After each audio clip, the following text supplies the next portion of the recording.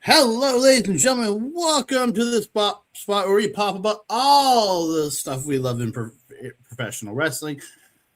This week, we are popping about the top talent in wrestling, featuring Chavo Guerrero. I am your host, Andre C. Joining me, as always, my boy, AWS. AWS. How you doing, sir? I'm doing all right. It's been a good weekend. Got a decent amount of yard work done, and it's smaller, like much, slightly, ancillary thing. I got to meet Chavo Guerrero, and that was the coolest thing. Yeah, he's a super cool guy, and we had a really nice conversation. And yeah, there's the picture. Yeah, he's such an awesome dude. So nice, so humble. He's very thankful for everything in his career, even the Pepe shit. So that's cool. Yeah,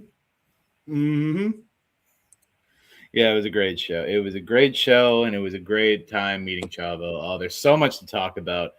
So I got to keep the pop review nice and quick. So another one from my good friend Andre C. here. It is the Slurpee Soda Blue Raspberry Lemon Lime. I'm going to give this a shot. Hopefully it's better than the birthday cake one. It's gotta be better than birthday cake. It's gotta be better. Blue raspberry lemon lime. That sounds delicious. This one's meant to be sour as opposed to the birthday cake. Here it goes. Oh, that is intense. But it's good. It is way better than birthday cake. It actually tastes like a Slurpee. It tastes like a blue raspberry Slurpee. There you go. That's pretty good. I'm actually going to drink that one. So there you go. That's a solid 7. There you go. But anyway, it is time to begin Top Talent Wrestling from August 14th, emanating as always from the Midway Music Hall. An 8-match card. Usually they only keep it to like 6 or 7 matches. So 8 matches is, we're going to kick it off with the first match they announced, Krieger versus Rayden Ultimate Destruction. This one actually does have a bit of backstory because, Rayden is one of the reasons why Krieger lost his King of the Triple Threat. And Krieger's been hurling a lot of abuse at Rayden lately. So we get Rayden's signature match, apparently, Ultimate Destruction. At least that's what I heard. It can't be a signature match if we've never seen you do it before. That's what they said. So we're going to go with that. No, I disagree with that statement. It's not a signature if it's the first time. Technically, this could be Krieger's signature match because this is his first time having an Ultimate Destruction. I don't necessarily agree with it. It's both men's signature match. It's everybody's signature match. I don't necessarily agree with it either, but it's basically just a street fight. And that means we have plunder. So I had to do plunder right out the gate. And believe it or not, it isn't a ton of plunder. We have a kendo stick. We have several chairs. We have a trash can with lid. We have a couple of tables, and we have a special surprise mouse couture for later. So this match starts off with Krieger taking no prisoners, immediately getting on Rayden's case. There's a lot of fighting. Krieger breaks out the kendo stick, but Rayden catches it under his arm and then gives him a few licks with the kendo stick. We get in the year of our Lord 2026, we get a chair shot to the head. First time seeing that in a while. And then he suplexes Krieger onto it. He gets the garbage bin set up, and then he grabs the garbage can, puts it over Krieger, and it's like Vince in WrestleMania 22, I think. And he just grabs a chair and starts ringing Krieger like a bell. It's Io Sky style. If you want to be more Sky recent. Style. Because she put it on herself and won War Games, yeah. And then he picks up a chair and he just rings Krieger like a church bell. And then he falls over and he starts smashing the garbage can on him on the ground. I was like, what the? Yeah, repeatedly. It was brutal. Krieger comes back with hitting the trash can lid into Rayden's face, which I feel like wouldn't be as effective considering Rayden's got a pretty bulky mask on, but it was enough to knock him off. Krieger gets back in control. Lots of shots with chairs, lots of shots with weapons.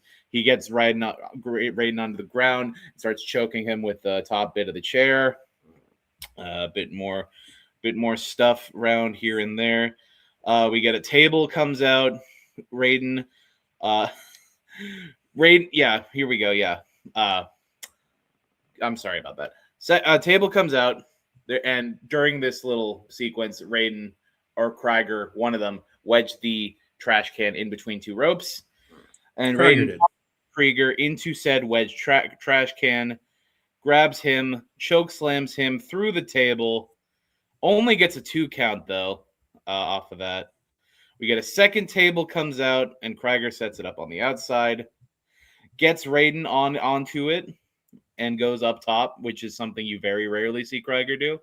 And he does a splash splashes onto Rayden, and does break the table outside.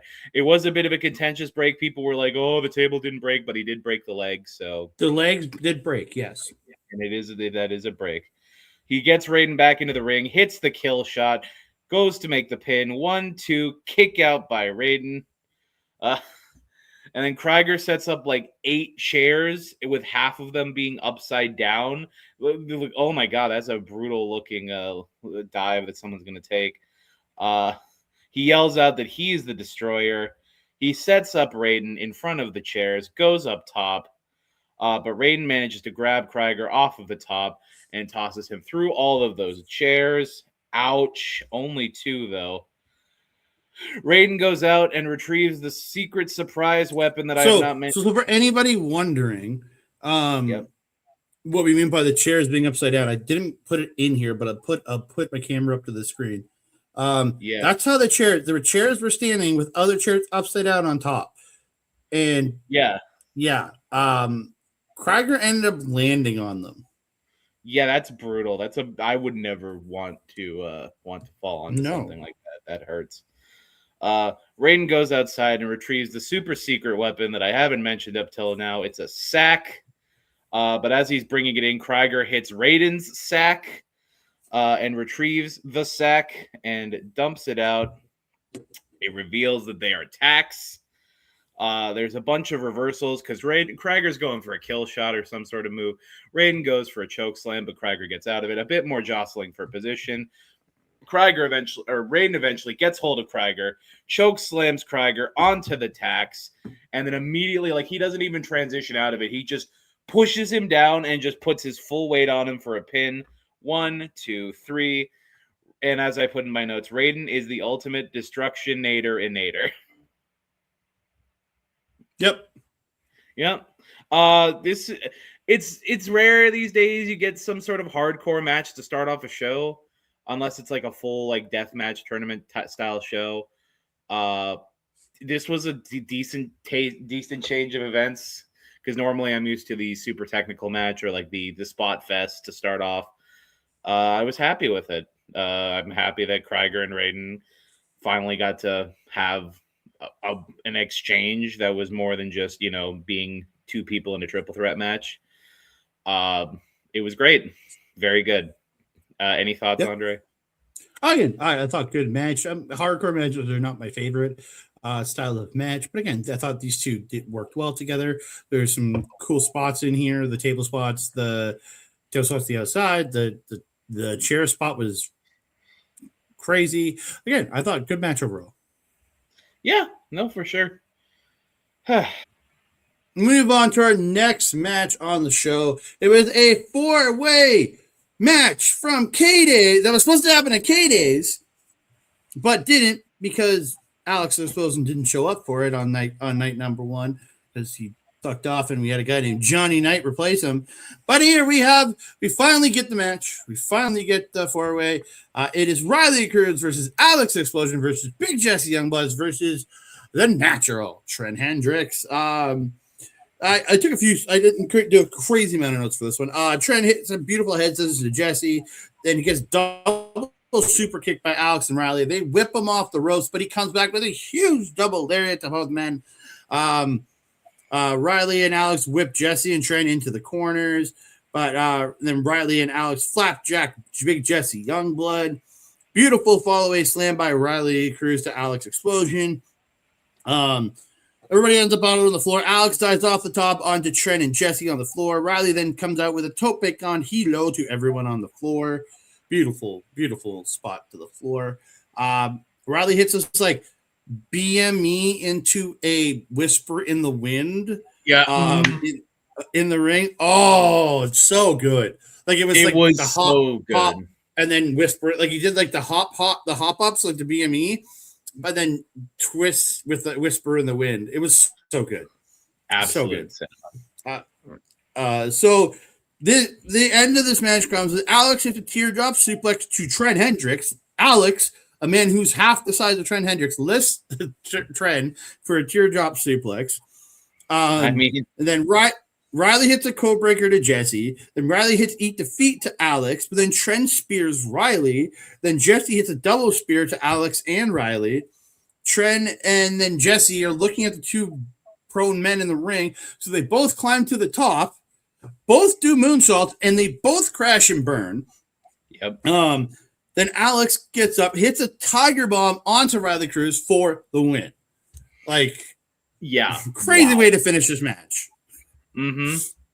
Yeah. No, phenomenal match. That BME whisper in the wind, and Trent, a man of that size, breaking out a moonsault. Two of those were my two favorite moments of the match. Absolutely great way to come back from the insanity that was that hardcore match. And a lot of people love Jesse, a lot of people love Alex, a lot of people love Rylie, and a lot of people. I personally really do like Trent.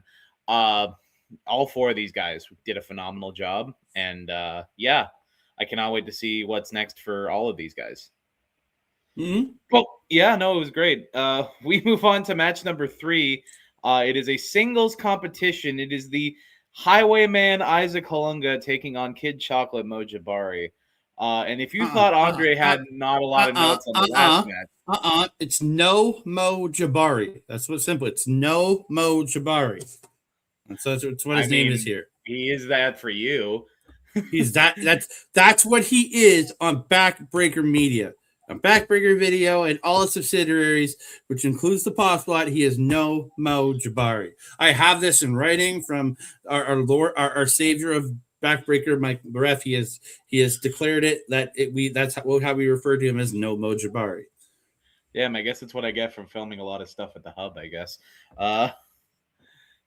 So Mo comes out and he goes and Andre always razzing Mo. He goes to take a sip of Andre's drink, and he's like, I ain't tasting that. Well, I didn't have alcohol in it, and he obviously wanted some alcohol, but he didn't want my non-alcoholic drink.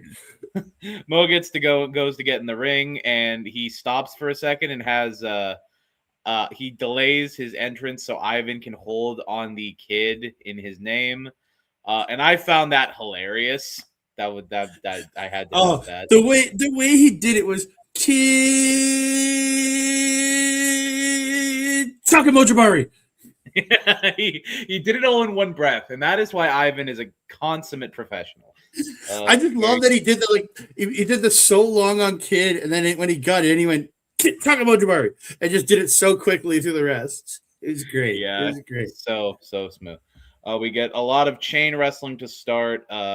Mo shoulder blocks Isaac before a explosive set of reversals and stuff, capped off with a failed roll up, and the crowd, except for Andre, giving them a standing ovation. I clapped. I'm surprised you clapped. Did you clap from the bathroom? I did. Okay, good for you. I didn't go to the bathroom. I went and got a drink and stuff. I was watching. Oh, I thought you went to the bathroom. My bad.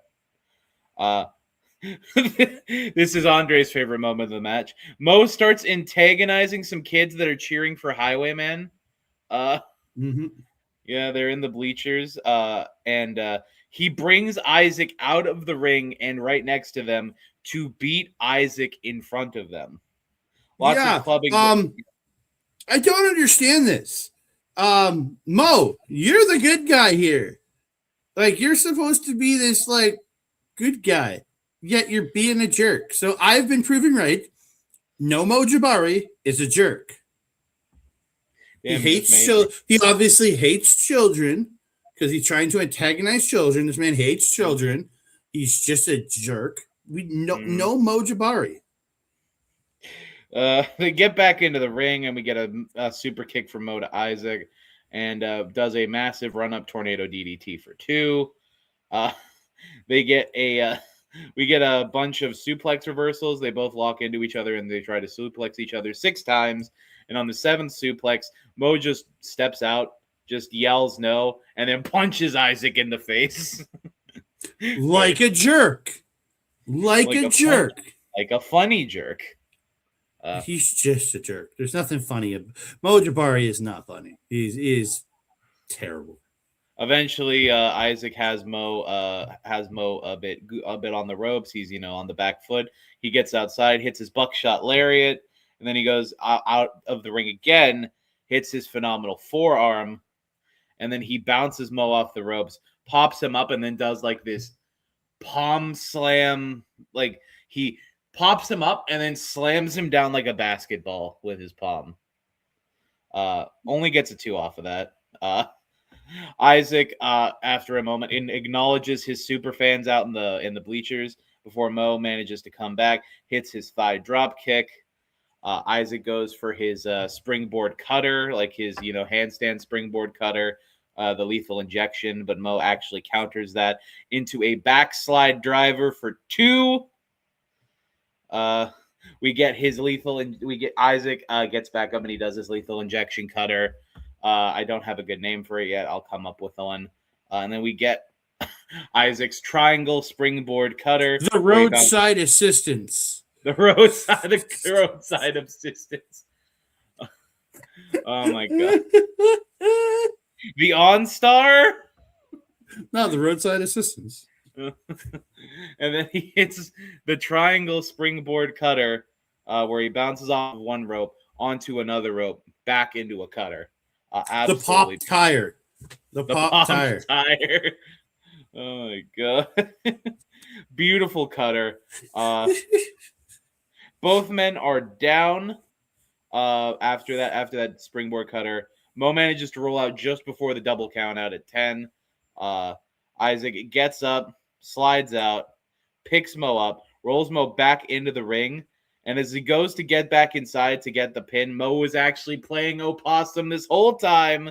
He rolls up Isaac, 1, 2, 3, and Mo gets the win off of the sneaky playing possum play. Yeah, because he's the evidence a sneaky cheater. He's a sneaky cheater. That's what Mo Jabari is. I will admit, sneaky cheating jerk. I am trying to be neutral, but I will say the evidence is mounting. I will say this: I was behind. I'm not usually a big fan of Halunga, but I was supporting him here because we started chanting, "Oh, Isaac Halunga! Oh, Isaac Halunga!" That is our Isaac chant now. There you go. That is our chant for Isaac. But yeah, we get a little bit of post. I wrote my only actual match note was no Mo wins with a very small package. He doesn't have the smallest package, though. That's London Lightning. London Lightning lauded for having the smallest package in wrestling. Most package, Mo has a very small package here. He does have he might potentially have the smallest package in Top Talent. Let's be real.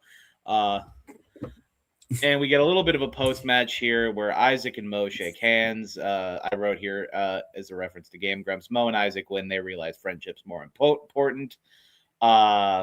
And that is the end of that match. So, pretty good. There we go. So, we move on to a much better match. It is a 3-way women's triple threat. Ava Lawless versus Kathleen Hees versus Relentless Rylie Rose.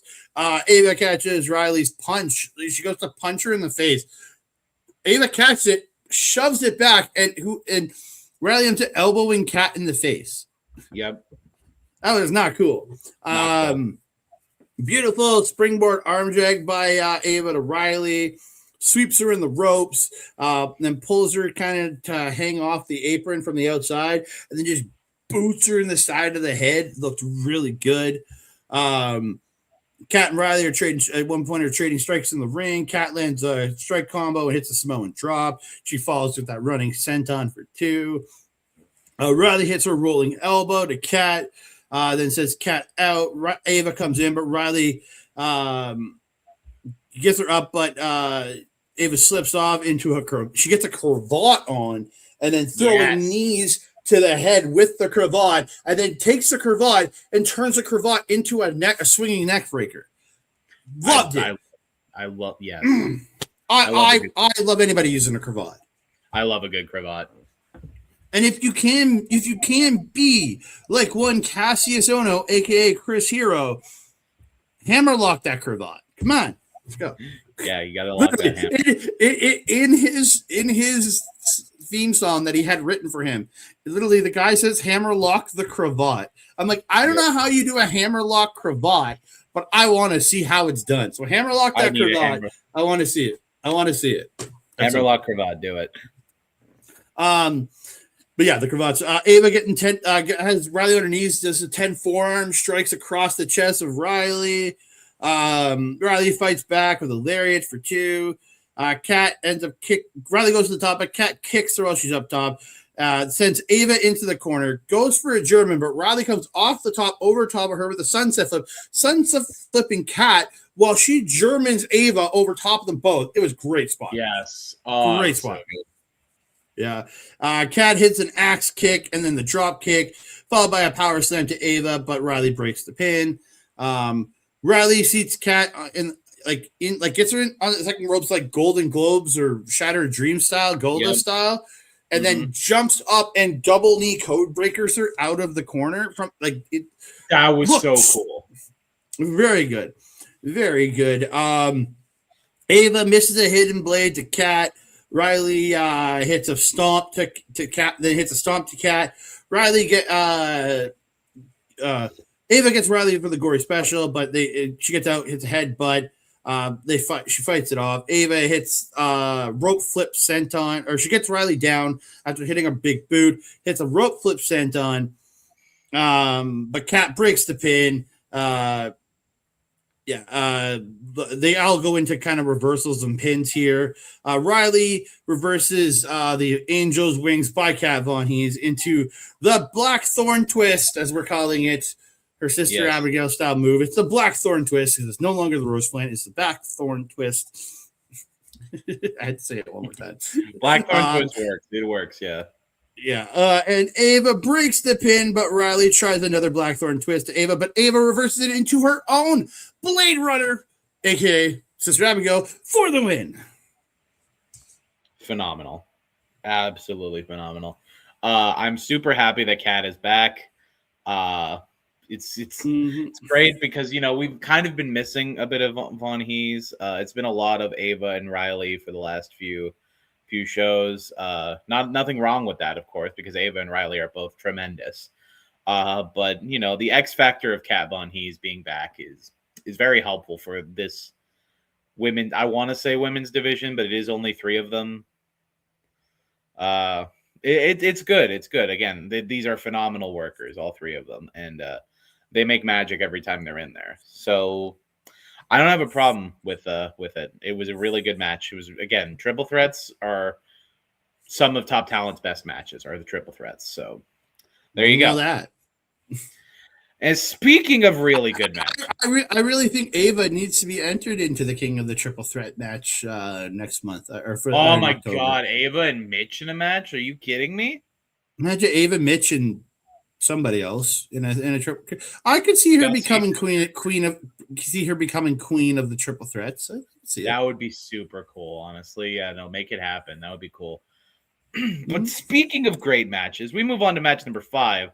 It is the healer, Harlan Abbott, not defending his Oceanic Championship. It's a non-title match, but he is facing the King of the North, Rich King. This match was crazy sauce. Starts off with, the usual Harlan chain wrestling fare. Very cool, very smooth. There's a moment here during this opening contest opening sequence where Rich, Harlan goes to duck under Rich, and Rich goes to jump over him. But Harlan catches Rich mid-jump, and Death Valley drives him with zero hesitation. Absolutely smooth. It was one of the coolest DVDs I've ever seen. It's like it came out of a video game, this sequence. It was really cool. Coolest DVD I've ever seen is Clerks 2. In a row? A bit later, but a bit later in the match, Rich does some jumping stops to keep Harlan down.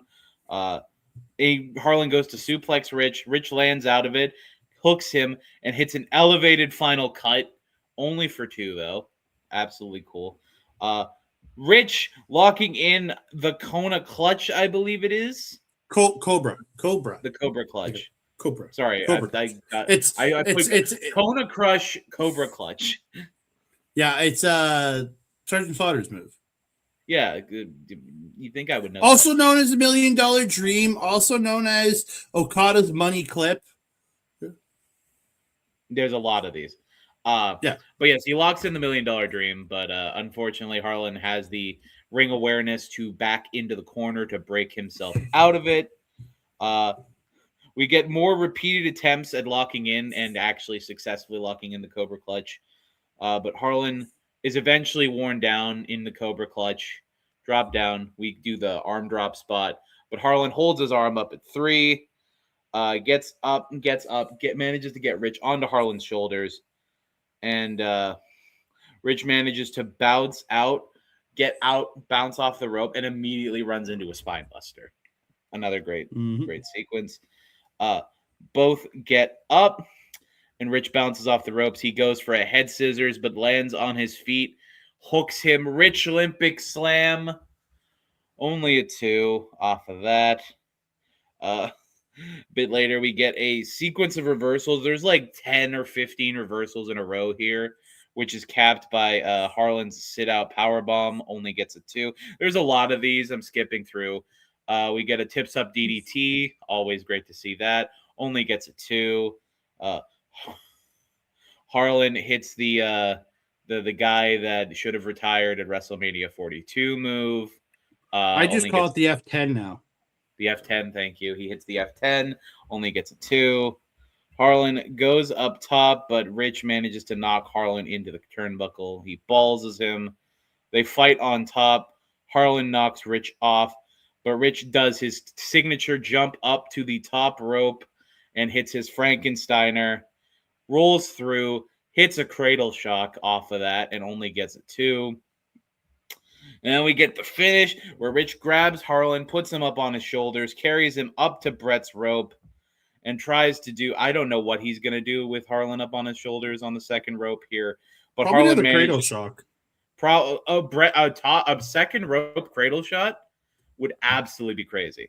But Harlan manages to slip out and sunset flips Rich down to the floor, flows through, gets up, sets Rich, double underhook, goes for the healer driver. And like when he lifts them up and it's like straight up, like they're parallel.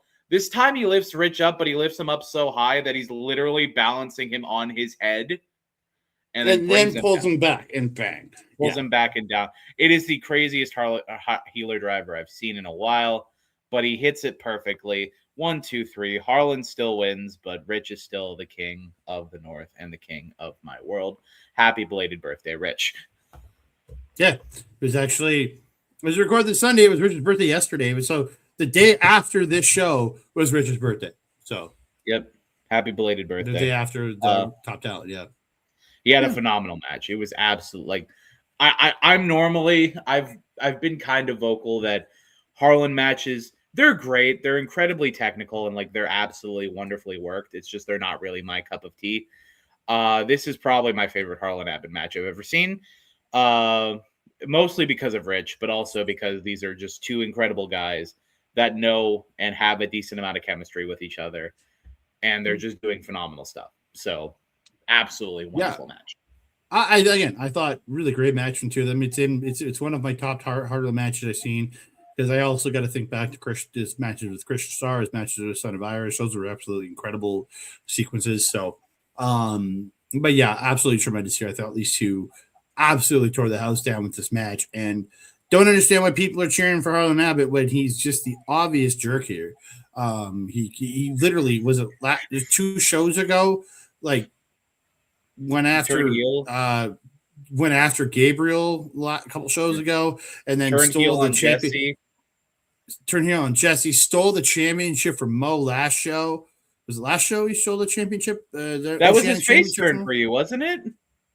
Yeah, but to everyone else, is technically a heel turn because he pulled the old Edge heel turn and the old cash in. So, like, really, he's a giant a-hole here. So I don't know, everyone's cheering for him. I have to point out one thing about the entrance for this match. So Rich comes out and, like, our row, which consists of, like, you, me, Jocelyn, her dad, and a couple of other people. And Lyle. And Lyle. W. Lyle. We were all cheering for Rich. And then Harlan comes out, and, you know, he gets the standard Harlan reception from most of the crowd. And then he gets up onto the turnbuckle, and he looks through the crowd, and he sees, like, everyone cheering for him, and then he just sees this one row of people cheering for Rich, and he looks at us, and his smile just drops, and I'm like, we know what's correct. Mm-hmm. We don't cheer for jerks like Harlan Abbott. We cheer for jerks like Rich King, except he's not a jerk. That's right. Justified. Yeah, he's a justified. Anyway, match number 6. Larry ruined his life. He's justified to be as angry as he is. Oh, I can't wait for LPW 51 for Rich to kick Larry's ass. Yeah, buddy.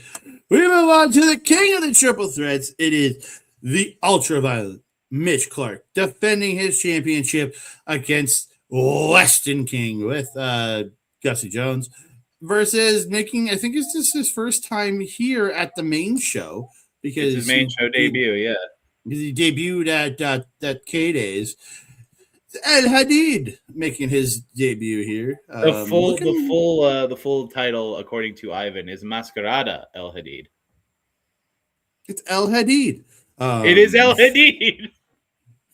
Hadid dances, because I guess that's what he does. Yeah, fancy flips from Hadid, and he does an assisted rope walk using King into a Rana onto Mitch. Hadid hits a running crossbody to both men in the ring. Mitch comes back with a huge German, sending Hadid going flying across the ring. Absolutely tremendous. Hadid drop kicks Weston King and Mitch off the apron. That hits a plancha over the top, almost catching his feet, but just missed catching his feet. Gussie, so there's a run off the apron by Hadid to Weston King, sending him into the steps. Gussie then gets up on the apron and is tossed off the apron by, I'm pretty sure it was Mitch, and crashes to the floor. It looked brutal, like the crash onto the floor. Like, that looked rough. I hope he's okay. Didn't get a chance to see him after the show. I hope Gussie's okay. So, as much as I hate saying this, our best wishes go out to Gussie Jones. I was not. I had taken this moment to go and do some refilling of drinks. So I did not see this spot. But yeah, no. Considering the fact that Gussie was on the floor for the rest of the match, he was moving. He was moving. Thank goodness. But he was laying down on the floor for the majority of the rest of the match. Yeah, no, it's weird to say, but our thoughts and prayers go out to one Gustafer Jones.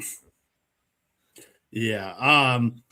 So yeah, after that spot, Mitch ends up catching a 619 from Hadid, carries him around the ring until he hits a fall-away slam. Violent shake to Hadid he's grabbed onto Hadid's laces, which have come undone, and people were calling it out in the match. Somebody listening to her kid yell, Hannes yell, tie your shoes. Yeah. Good. So violent shake, holding the laces 5 times hits into the Dr. Bomb, gets the pin, but it's broken up by one Weston King. Big suplex by Mitch to Weston King. Hadid comes back with kicks to both, but gets kicked, and then Mitch hits a sunset flip to it. Hadid he sunset flips Hadid, sending him into Weston King, where he stun dogs. It's a stun dog to King, but then Hadid flips Mitch over top of him and Weston catches him and he power bombs Mitch. It was like a really cool sequences here. It's like a Mitch Goldberg spot. Yeah. A little bit later, King hits Mitch in the face. Mitch does not like him, so he just picks him up. Northern Light suplex. Really good there. Mitch gets a German to King, who dragon suplexes Hadid. Really fun spot. Really good. A beautiful spring off the ropes into a dual lariat by Hadid, where he runs at the rope, dives into it with his arms out, and like bounces off using this part, like the upper back, and then lands, spins, and double lariat. Really good spot. Mm-hmm.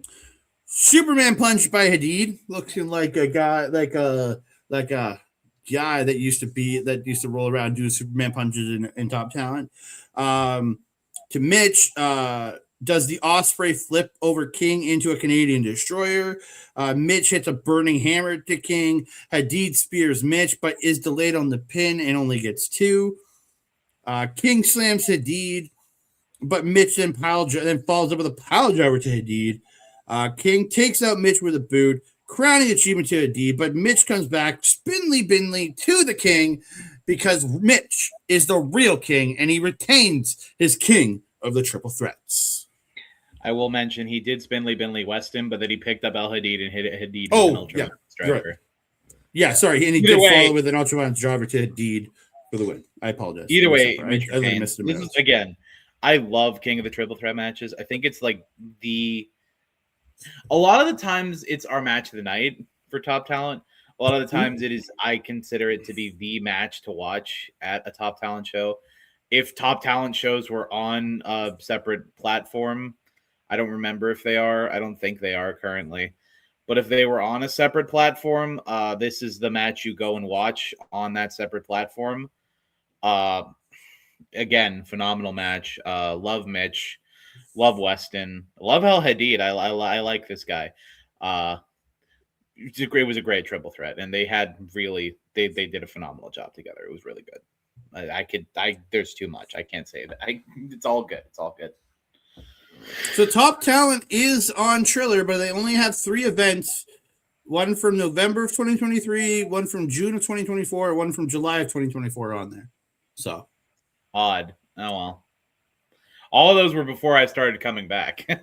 Very true. Yeah, but we move on to your semi-main event of the evening. Semi-main event of the evening. It's a match for the Top Talent Wrestling Championship.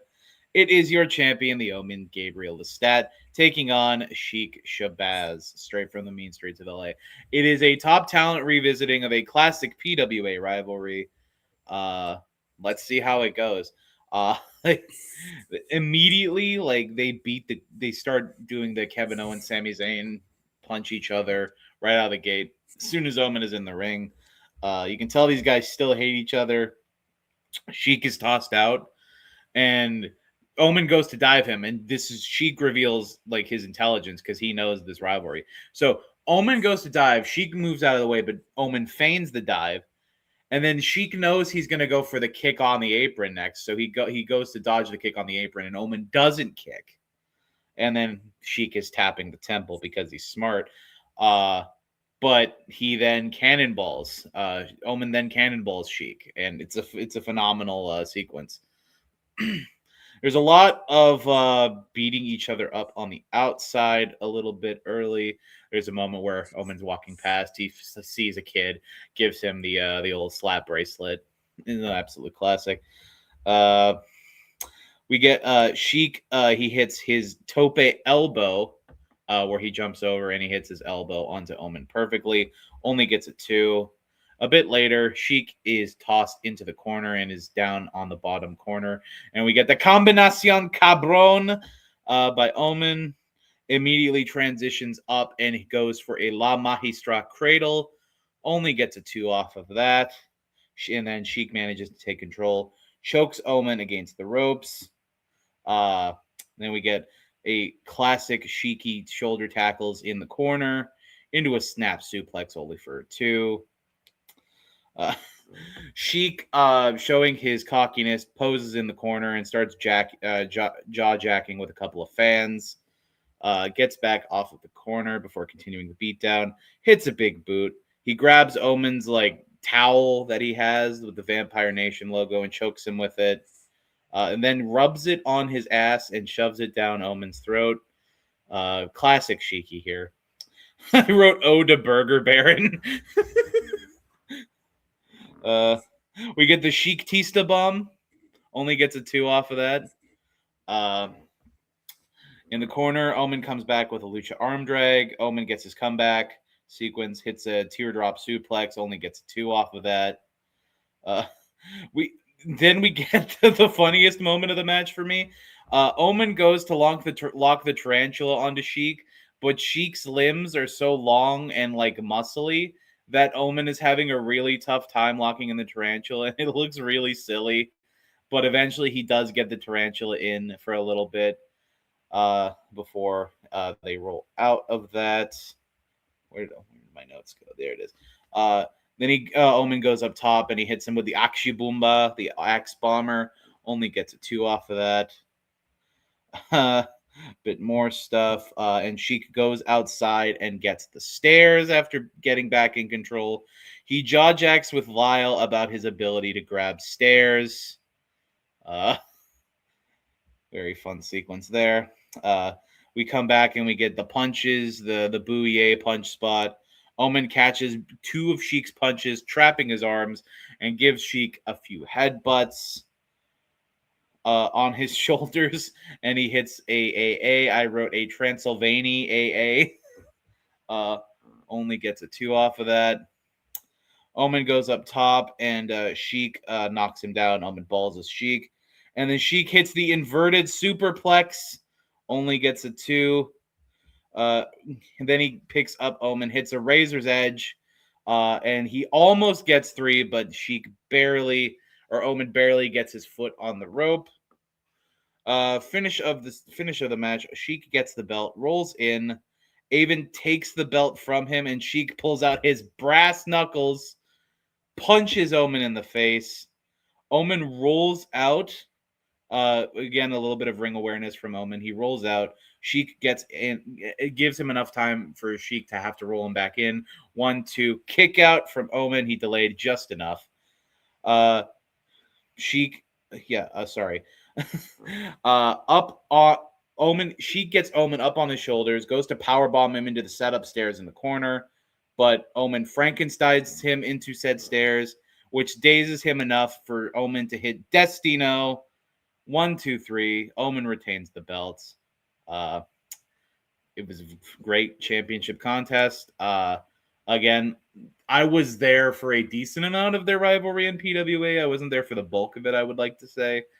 It was a nice little callback to the little nostalgia match. It was very cool. It was fun. It was really fun. It was a really good match. I don't have much more to say.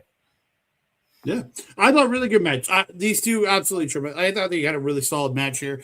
Again, both guys have known each other so well over the years, but both men have fought. Like, yes, they did face off in July at the RCW event. But again, that's the first time they had faced off in years, and both have evolved their game.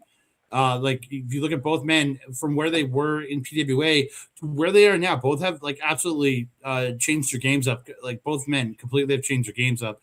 But yeah, absolutely tremendous here. I really enjoyed these two. And yeah, the stat retains, and we'll see where he goes next in October for the spookiest show of the year, which would be right at home for one Gabriel Lestat. Yeah, we'll see who they have lined up to face the old Vampire Nation at the October show. Maybe they got to find another vampire. Vampire versus vampire. Or a zombie or something. Or werewolf. Vampires and werewolves. Ooh. That's original. Wow. Ooh, hurtful, man. We move on to your main event of the evening. It's Chavo. Chavo Guerrero Jr. taking on Andy Anderson. So the ref's doing the check each guy before the match, and then Chavo turns it on Fitzy, and he frisks Fitz. And then Andy's and then Andy's saying to him, check the other side for Fitz. Is telling him, just like, I mean, you need to, right? Like, you never. It's always the ref frisking the wrestlers. You need to frisk the Fitz every once in a while. Yeah. So the match starts, but Andy asks for Mike. He says everyone knows the real star in the ring is Andy and not Chavo. If us knuckle dragging Neanderthals don't stop with that, and then the crowd starts chanting, and then Chavo's holding the rope open for Andy. He says, if we don't stop the Chavo chants, he will come out and slap everyone, starting with the women and children, and specifically points right to our left, this kid with glasses. And so Chavo gets out of the ring, gets the kid, brings the kid into the ring, and like lets Andy's like, okay, go ahead. And Andy's like threatening the kid, but then Chavo gets in Andy's face, and Andy backs off. The place is chanting Pizza Kid, because this kid's wearing a Pizza Kid. Literally says Pizza Kid or pizza on his shirt, and like a big piece of pizza, and his pants have pizzas all over it. So everybody's chanting Pizza Kid. Andy it was great. So Chavo took the kid back to his parents, and then very nice moment. And then so they get in, Chavo starts rolling around, Andy runs away scared. And Andy wins the first lockup, pushing Chavo into the corner. I'll give him that. Lots of good like back and forth work. Chavo gets a key lock on at one point, transitions to a spinning toe hold. Again, lots of back and forth stuff. Andy does get a tornado DDT, or I'm sorry, Chavo gets a tornado DDT off the second, but Andy rolls to the floor. Again, more back and forth. Larry get big lariats, strikes from Andy. Andy gets a slingshots like that. Hot shots him onto the rope, he slingshot. He gets a slingshot under the bottom rope, is what it was. Yeah, he gets him in a slingshot. Yeah, that looked great. Choking him, beating him up. Chavo eventually fights back with a big drop kick. Andy goes to the floor. Again, they're fighting on the floor a bit. Just a lot of back and forth, like kind of old school, like just back and forth brawling here. Chavo reverses a suplex and suplexes Andy on the floor. They're trading strikes in the ring. Chavo unloads, gets the head scissors, corner Meteora, double knee Meteora in the corner by Chavo. And then follows it up with Andy falls to the mat, and he follows it up with the Eddie Guerrero Tope Atomico for 2. Chavo's back in, he hits one amigo, hits 2 amigo, goes for the 3rd amigo, but Andy stops it. Andy strikes, goes for a razor's edge, but Chavo slips out, gets him down, goes for the lasso from El Paso, but Andy kicks Chavo off, sending him into the ref. Andy gets a chair. He does the Eddie Guerrero spot, slams him out with a chair, tosses it to Chavo, falls down, but the ref is down. He does it way too early. This was completely ineffective. So then Chavo just says, screw it, I have the chair. And just starts hitting Andy with a chair because the ref's down. So he's like, might as well cheat for real, right? Yeah, hits him with the chair, throws it out. Ref comes back in. Chavo only gets 2. Chavo goes to the top. Andy attacks him up top. Chavo blocks the superplex, knocks Andy off, and finishes it up with the tribute to the Great One. Hits the frog splash, or tribute to the Great Ones in Eddie Guerrero and the man he tributed, our Bar, doing the frog splash off the top for the win. Absolutely tremendous match. Before we get to anything in post-match, just want to talk about this match. This match was so much fun. I thought the charisma, there was a lot of walkabout, but again, it was a lot very old school. Like Andy's been around since the 90s, and so was Chavo. Mm-hmm. Chavo's been around forever, and you very much see an old school style worked here. And but again, it was entertaining throughout because these guys have such great charisma and have the ability to just throw a punch and make people go as crazy as somebody does when somebody hits a Canadian Destroyer in other matches. Yep. That's the charisma these men have. It was absolutely tremendous to watch. Phenomenal. Yeah, no, it was absolutely tremendous. So much good. The Pizza Kid bit. We got all of the classics. We got the pose, we got the El Lasso, we got the Tope Atomico, we got two of the three amigos. We were close on that one. And then we got the Frog Splash. There was just so much good in this match. It's like catnip. I wish that they would put more matches online or in other spaces, because God, this match is so worthy of a watch. Do you want to talk about the Chavo speech first? Yeah, we'll talk about that first, and then we will transition. So the first thing, after a bit of celebration, Chavo gets the mic. He thanks everyone. He thanks the fans. He appreciates he says that every time he comes up to Canada, everyone is super nice. Everyone's super, polite about everything, and everyone is he's surprised how many people know and love his body of work in Canada. So that's incredibly nice little thing there. He thanks Top Talent for bringing him up. He thanks the roster for always doing such a phenomenal job, and doing a phenomenal job in particular today. He thanks everyone that set up the ring, all the tech crew and everything. And he even thanks Andy, which is news. No one really thanks that guy, but good thing. And then he says that there's one guy that I need to thank more than ever. The one guy who does the Frog Splash better than everyone. We get big Eddie chants led by Chavo. We get everyone sheds a tear. We get a one loud Viva la Raza. Big thank you. He raises Andy's hand. Andy raises his hand. Very nice promo. Very nice way to send people home happy. And as Ivan makes his announcement that the show is over, he does his spiel. I got a video to play for this, so. Oh, I will, but I'm just leading into it.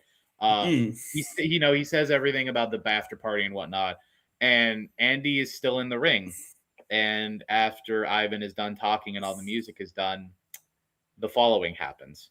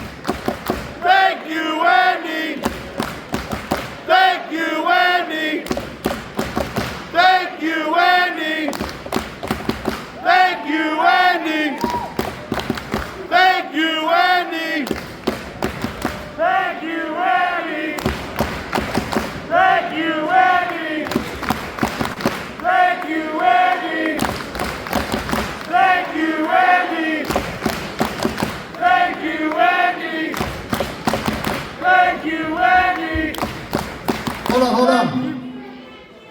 We did not know this was going to happen, but that's a shoot. That's for real. So, Andy, are you hanging him up?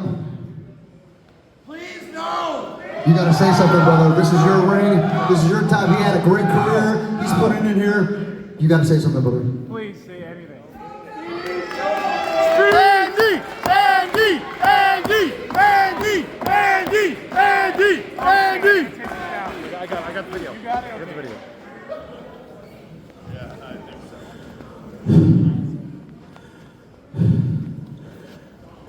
I'm usually not the one at a loss for words. We love you, Andy.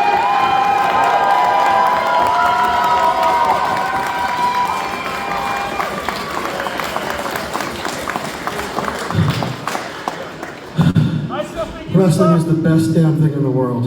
You're good.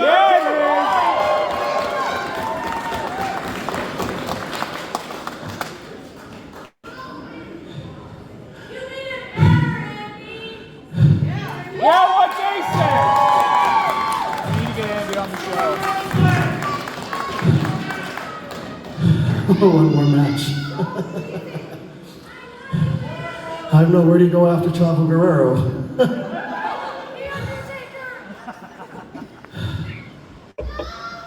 Thank you.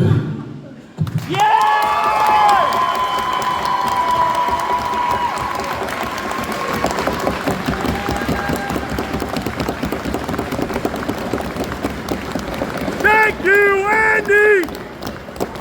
Thank you, Andy!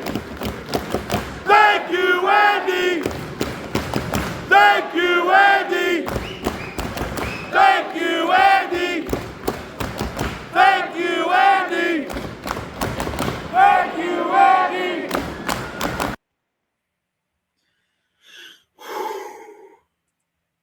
Wow. Yeah, that was a lot to watch. That was crazy. Yeah, yeah, it was tough. Yeah. It really was because again, like we've watched Andy forever. Jeez. Yeah, no, dude, do you want me to go first so you can collect yourself, or No, but again, Andy has been around forever. I've absolutely loved this dude.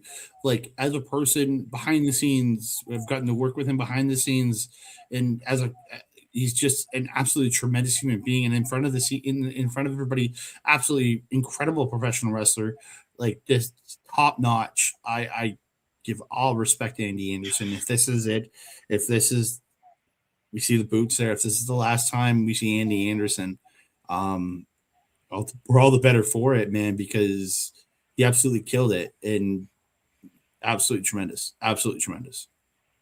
I personally, I did not know Andy nearly as long as you did. I never got to professionally work with Andy, but I've been watching him ever since PWA. Like we were in the twilight of PWA, he came back, had that phenomenal run against Sheik. After then he went to Top Talent. He's been all over the country. He's had moments on AEW.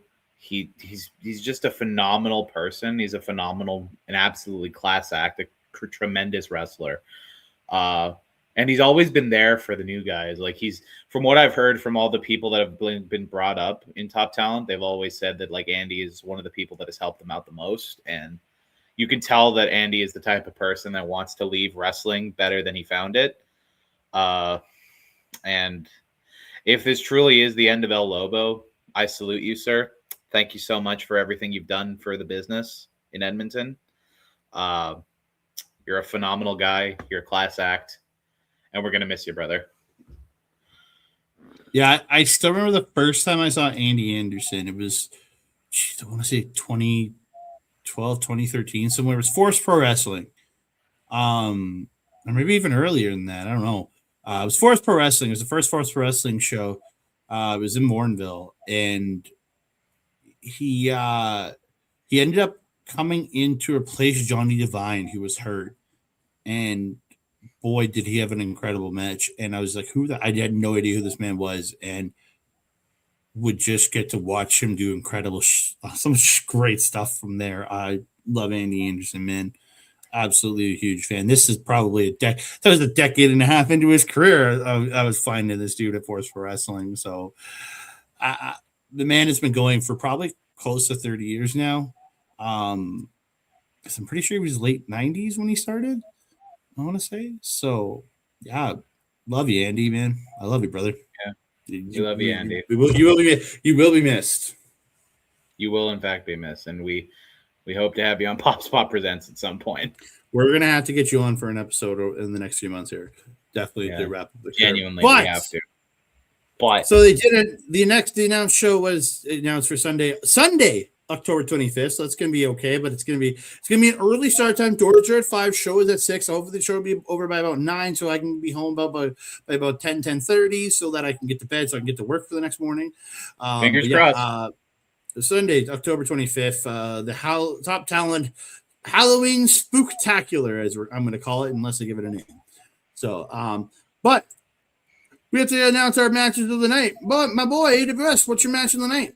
Oh my God. Okay. So this is one of those Top Talent shows where literally any match could be match of the night. For me personally, I know for you, there's one that wouldn't be, but for me, any match could be match of the night. But because of all of the emotion and all of the, the fact that I got to see one of my heroes wrestle, it's going to be Andy and Chavo. Even if you take the post-match and the post match out of it, it was still the most fun match. It had a lot of hilarious stuff, a lot of fun spots. Very close second is Rich and Harlan, but by far, because I include the post-match, Chavo and Andy is number 1 for me. What about you, my friend? I'm going to go with your runner-up. I'm going Harlan Ave versus our King, Rich King. King of the North. Again, this match was absolutely tremendous. Just tore it down. My moment of the night is still the Andy retirement, which was just insane. But my match of the night goes to Rich King and Harlan Ab because they tore it down, man. They absolutely did. It was a phenomenal match. Yeah, like I'm honorable mentioned it for a reason. It was absolutely phenomenal. It was a great show. Great show overall. I wish that people could see it in full after the fact, but it was such a good show. Mm-hmm. But before we get out of here, I guess I'm going to be the one saying this. Where AWS, where can they find you? Oh, great question, AWS. I'll do that for you right now. As soon as Andre stops laughing and puts the ticker up. You can you can you son of a you can find me on the Blue Sky. You can't find me on the Blue Sky. You can find me on the Blue Sky at awscomedy.social. You can find me on the Instagrams where I announce all my shows and bookings at AWS Comedy YEG. And if you want to watch me, my buddy Andreas, and my buddy Malcolm talk about Power Rangers and all the weird and wacky stuff that happens in that more phenomenal show, you can find me at the Morphomania Podcast at youtube.com/@humanoidfreak2515. And I will give a quick fringe-worthy shout out to the Grindstone Theater, my favorite place in Edmonton. And it's the Fringe Festival. So I'm going to be shouting out the 2 Fringe venues that I haven't mentioned yet because I won't have an opportunity to shout out any more Fringe venues on the next show. So the 2 Fringe venues I will be shouting out are the actual Grindstone Theater, Grindstone Comedy Theater, with some phenomenal shows, including their mainstays, Weird Al Karaoke, King of the Hill, and other such. I will actually be shouting out specifically Greek-Canadian comedian Anesti Danelis' show, Artificially Intelligent, a show where Greek-Canadian comic Anesti Danelis asked ChatGPT to write him a show about his life, and this is what we got. It's a 5-star show from Edinburgh Fringe, Edinburgh Festival magazine. So Edinburgh Fringe gave him 5 stars. Man has been on Just for Laughs Montreal, CBC Radio's Laugh Out Loud, and a bunch of other CBC comedy spectaculars. Phenomenal man, phenomenal comedian, and definitely go check out his show. His next show, according to this, is on the 17th, the day this comes out, at 6:15 p.m. at the Grindstone Comedy Theater. Go check him out if you want. And the other venue I am going to shout out is the Faculty Event Center, also run by the Grindstone Theater. Show I'll be shouting out from this one is Field Zoology 301, Myths and Monsters. Dr. Brad Gooseberry is back with a new and improved look at the creatures that go bump in the night. It's basically like a cryptid sort of like show. He's a certified cryptozoologist, so we get a bit of that. A bunch of cryptozoology, talking about cryptids and all that fun stuff. It's very fringe. It's a very fringe show. It got 4 stars from Orlando Decoded. It got 4 stars from the Winnipeg Free Press from Winnipeg Fringe. And Orlando Decoded said, quote, "I laughed so hard I cried." Phenomenal show. His next show that you can see is on Tuesday, the 18th of August at 3:30 p.m. at the Faculty Event Center, venue number 34. But do check out not just all of Grindstone's venues. They got 4 venues and 32 shows in the Fringe. Go check out as much Fringe as you can, because Fringe is a wonderful experience. And do it for me, because I can't go to Fringe. I'm broke this year, unfortunately. But go check out some awesome Fringe shows. Do it. It's awesome. That's enough for me. I do have a shout out for the Fringe. Go. It's at the Guerrero Theater / Metro Cinema. Colin Mockery is there.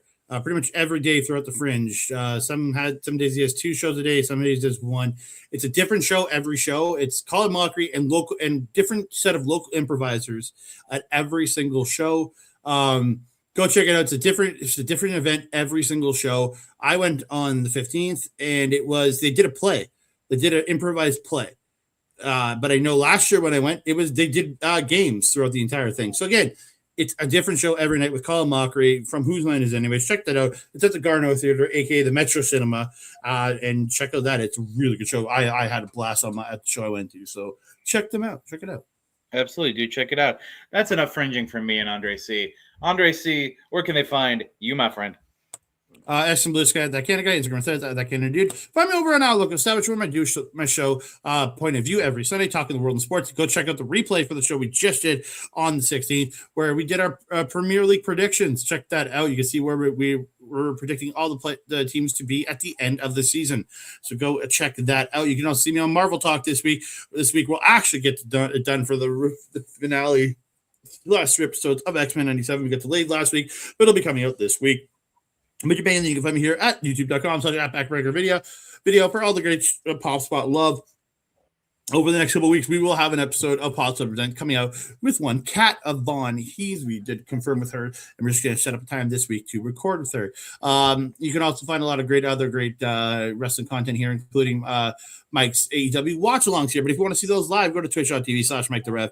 Hang out with him as he does his watch-alongs over there on Twitch. Every Wednesday, Saturday, and pay-per-view Sunday. And then after those shows, you can see Backbreaker Pro Wrestling, which features the Pop Swap Monsters, the former Backbreaker Pro Wrestling champion, AWS, and myself, Andre C. I will say probably he got the upper hand on me, but I was too busy on other things, as we all know. So it just is what it is. I'll be back for that belt, though.